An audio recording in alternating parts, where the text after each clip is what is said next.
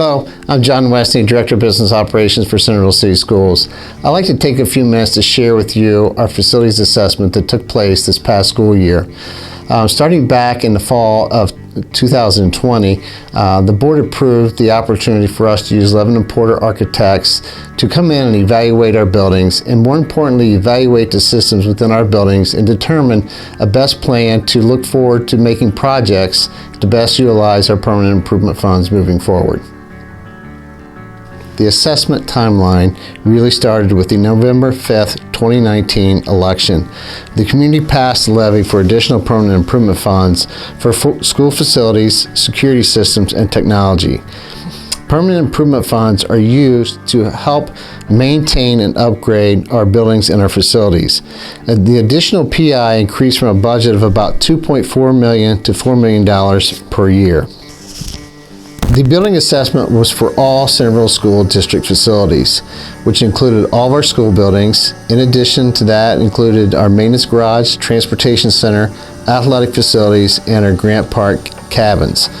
Centerville Schools serve more than 8,000 students and more than 1,000 staff members each day.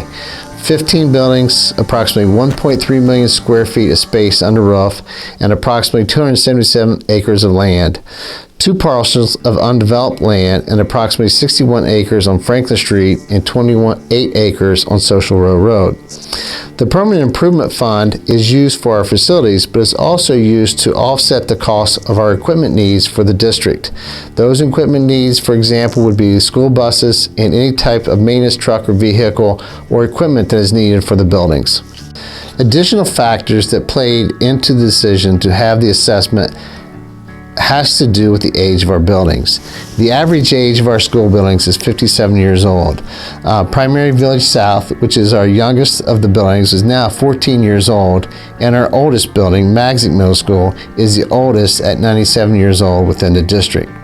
Costs to repair and maintain facilities continue to rise, and we need to be able to prioritize costs based upon the needs for those buildings and facilities. Assessments for the buildings began in December of 2020 with architects and engineers from Levin Porter evaluating more than 20 systems in each of the district facilities. Building assessment systems included fire protection, plumbing systems, mechanical, electrical, lighting, security, fire alarm, and roofing systems, just to name a few of the systems within the building. The finished assessment provides 2 documents. One is a quick 4-page summary of each building. The summary provides just a snapshot of building information, building statistics, site statistics, staff comments, and renovation costs. In addition to the assessment summary, each building has a final summary report that provides a detailed information. Some of that information includes the history of the building, the renovations that took place or have taken place for each of the buildings, and it also provides a detailed timeline of project plans. For example, some of the projects that need to take place between years 1 and 5, projects between 6 and 10, and then those projects that can take place in years 11 through 15. Obviously, a great tool to use to be able to determine when and how to utilize our PI money in incorporating those projects. In October of this year, Mark Wiseman with Levin Porter Architects gave an overview to the Board of Education during a work session. As we look at the needs of our current facilities, we also need to keep in mind what our long-term needs goals may be.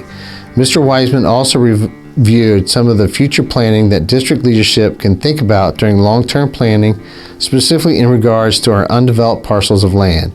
Ideas could include a new high school building, new facilities, other grade levels, and access to Clio Road through the property purchased next to Centerville High School. Now that the facility assessment is complete, the district now has the opportunity to look at our capital budget plan and make decisions in regards to maintenance, repairs, and renovations. In May of 2021, the district developed a very broad 10-year capital budget plan. The nice part about the facilities assessment is that each project and cost for the projects are provided within this plan. As I mentioned earlier, there's a 1 to 5 year project replacement, and it includes the costs and how much money would be needed to offset or put in those projects for each of the buildings. In addition to the 1 to 5 year plan, there's also a 6 to 10 year replacement and the cost for those projects. The estimated cost in the Master Facilities Plan will allow us to reevaluate our capital plan and find ways to best utilize our permanent improvement funds as we move forward with replacing projects and doing projects within the district. As we continue to evaluate our facility assessment plans, I would like to take a minute to thank the community for their support.